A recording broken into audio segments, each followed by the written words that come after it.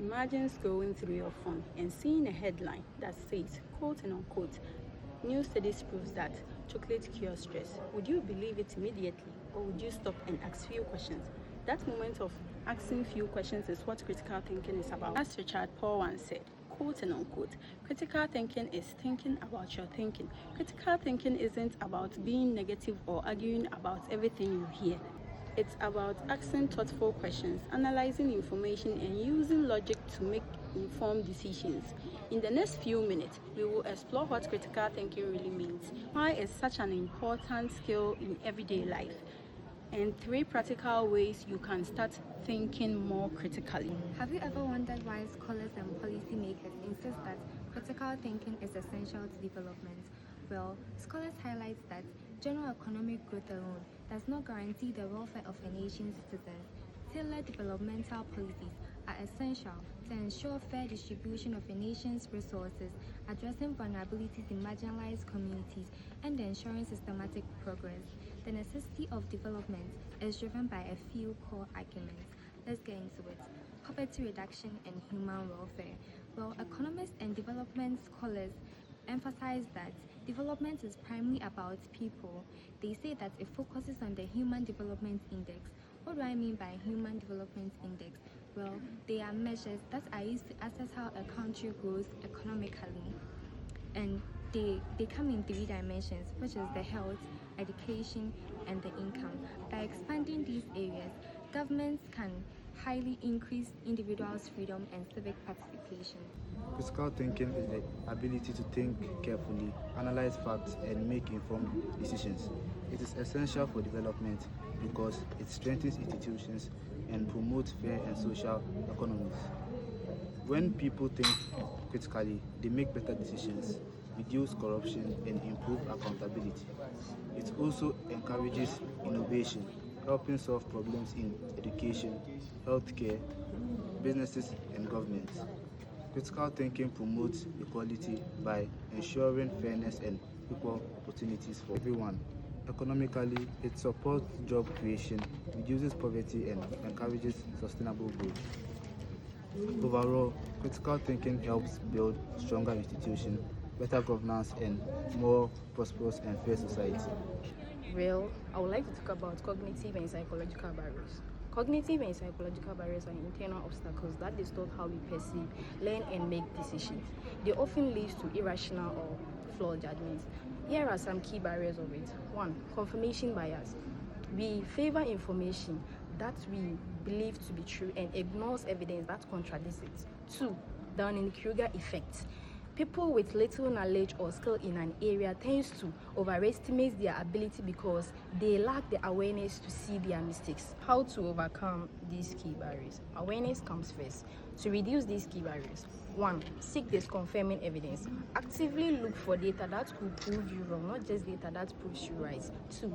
Practice intellectual humility. Do not confuse confidence with competence. Stay open to learning to counter the Dunning-Kruger effect. 3. Separate feelings from facts. Pause and check for objective evidence instead of relying only on emotion in that moment. In short, noticing these biases and questioning both your thinking and feelings helps you think more clearly and make better decisions. Talk about social barriers. Talk about social barriers to critical thinking.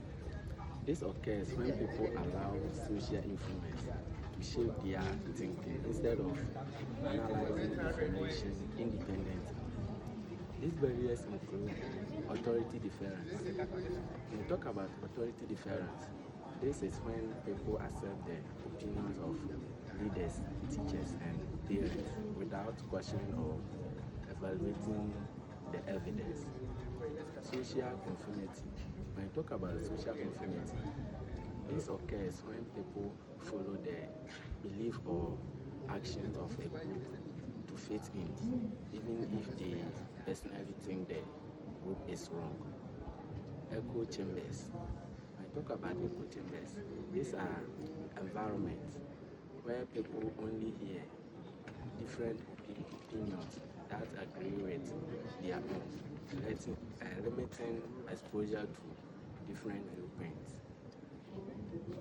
These barriers can be overcome by encouraging independence asking questions, considering different viewpoints, and relying on evidence rather than opinions. Thank you. I'm here to explain or emphasize why education does not guarantee critical thinking. Education mostly provides knowledge, facts, credentials, and qualifications. It teaches what to think.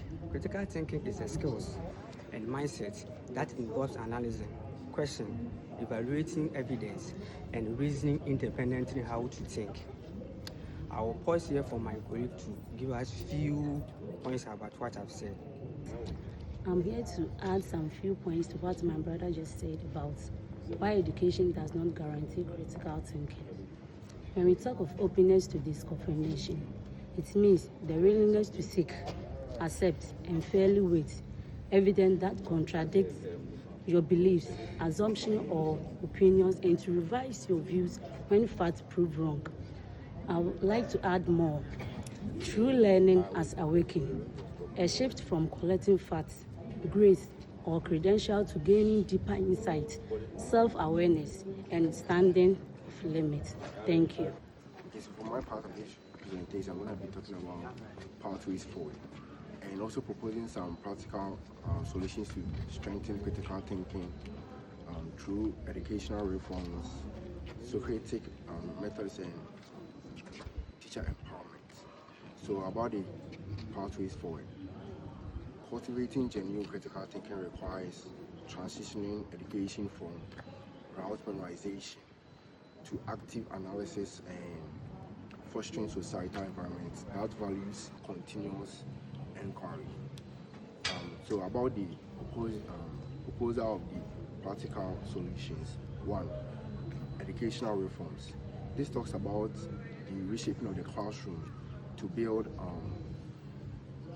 critical thinking as a mechanic of education. Institutions and teachers must shift away from the old system of learning, which is students are always the passive receivers of information. Instead of students being memorizing facts all the time, students must be presented with real world problems. This requires them to analyze data, identify patterns, and also conclude collaboratively. So for my second solution, I'm going to talk about integrate Socratic method. This is replacing the rigid lectures with dialogical environments. Educators should use open-ended questions that prompt students to evaluate evidence, consider implications, and also explore multiple perspectives. 3. Teacher empowerment. Educators must be trained as facilitators.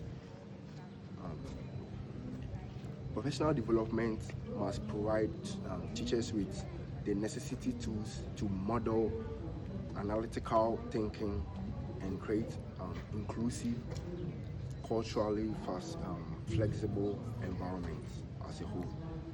Thank you. Let's talk about how to think, not what to think about.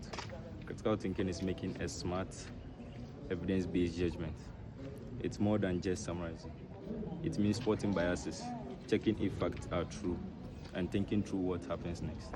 In conclusion, critical thinking helps us decide what to believe or what to do. Critical thinking does this by combining all the information you have, while still admitting that some things may be unknown.